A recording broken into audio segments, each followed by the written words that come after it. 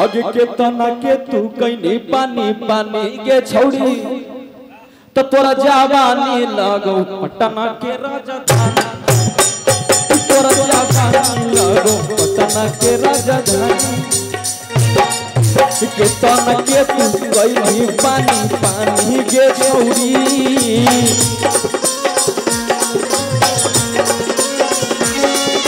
के तना के तू कहीं पानी पानी के छौड़ी तो तोरा जवानी लगो तो तोरा जवानी लगो पटना के राजधानी गे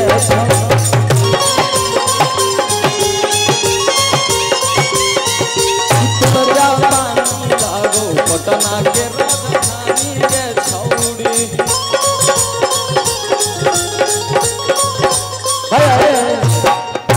भैया चाहेंगे कि गुंजन में एक बार स्टेज पे आ जाइए।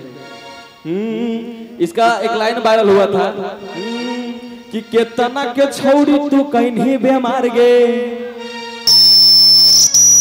हेलो देखा के अपन कुतु मीनार गे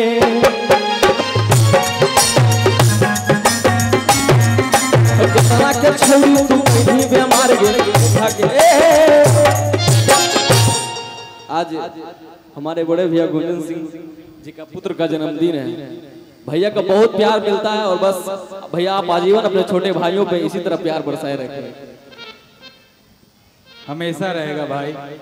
और हम सोचे आज के सभी को बुलाते हैं। बहुत सारे कलाकार नहीं आ पाए क्योंकि रक्षाबंधन है।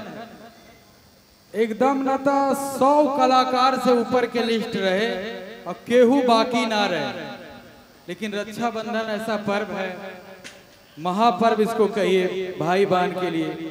तो इसमें सब लोग कोई रांची चला गया, कोई लखनऊ, तो कोई बंगाल, तो कोई कहीं कहीं, इसलिए कुछ कहने में भी नहीं बना। लेकिन जो भाई लोग हमारे आए, छोटे भाई लोग, सौरभ सुगम, रोशन रूही, बहुत सारे कलाकार, गोपाल राय भैया, कमलवास कुंवर जी, विशाल गगन, शिव कुमार बिक्कू, हमारे गोलू राजा जो कि मंच का टंच कलाकार है, बैठा हुआ है, लेट से आया है लेकिन चलो आया तो भाई है, मेरा छोटा भाई है।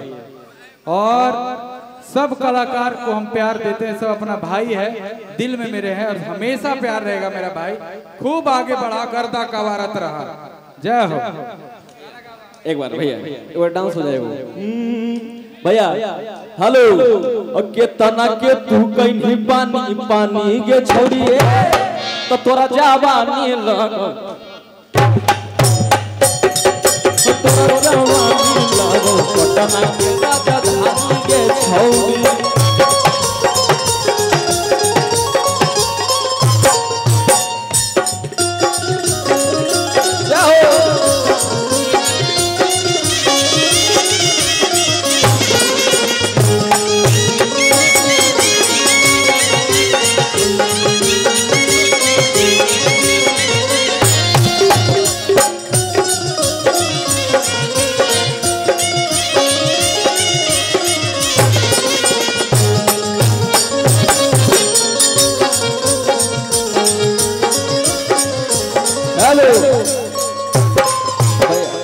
भैया गुंजन में एक गाना हिट हुआ था मगही में, सबसे पहले मगही में जब गाना आया था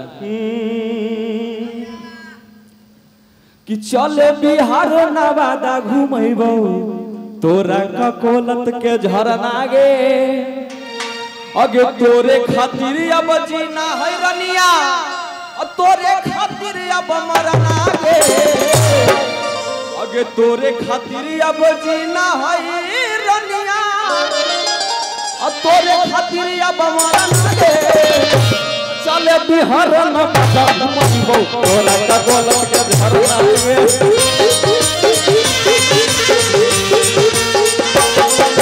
चले बिहार नवादा घूमबो तोरा ककोलत के झरना गे।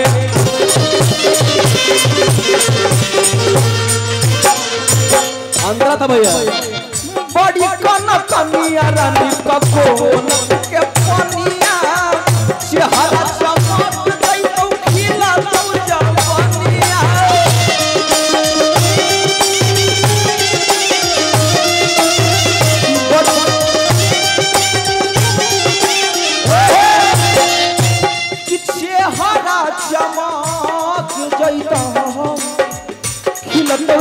जबनिया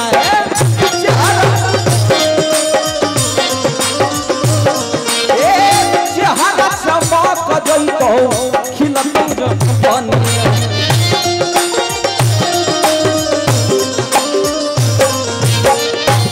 आगे बगल में नवादा में घर है भवन पूरा अपना गे तो चले बिहार तोरा तो झरा गे